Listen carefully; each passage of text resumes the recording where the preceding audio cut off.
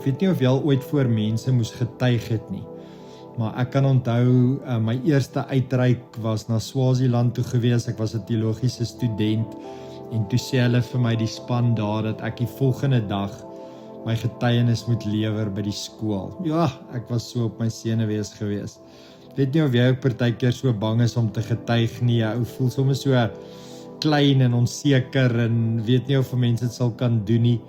Nou vandag fokus ons op vrymoedigheid deur die Heilige Gees en dis nogal wat die Gees binne in 'n ou doen, nee. Hy skep daai vrymoedigheid en daai boldness. Nou hoor wat sê Handelinge 4 vers 31. En toe hulle gebid het, is die plek geskit waar hulle bymekaar was en hulle is almal vervul met die Heilige Gees en het die woord van God met vrymoedigheid gespreek. Sjoe, klink so lekker, nee, hulle bid nie vir veiligheid nie, hulle bid vir vrymoedigheid. En die plek word geskit en die woord vir vrymoedigheid beteken letterlik 'n openheid om te kan praat, om niks terug te hou nie. Nou hier is die geheim. Vrymoedigheid kom na die vervulling met die Heilige Gees. Hierdie is nie selfvertroue nie, dis nie jou persoonlikheid nie, dis nie jou karisma nie, maar dis deur die Gees.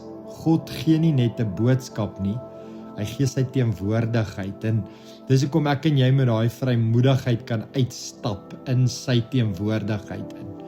So ek wil jou vanoggend of vandag as jy nou hier inskakel begelei in 'n lekker geestelike oefening.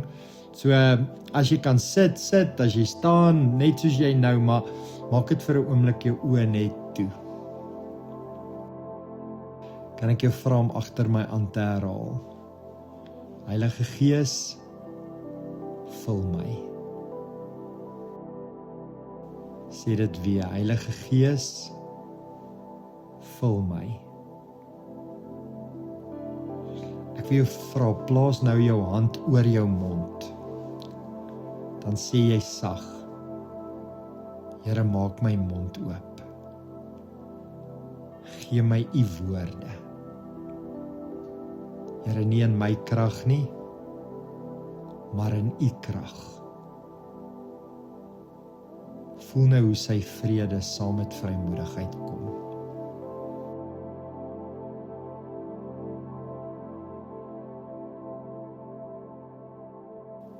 Here, dankie dat u nie afhanklik is van ons persoonlikheid nie. U Gees maak ons as gewone mense vrymoedig.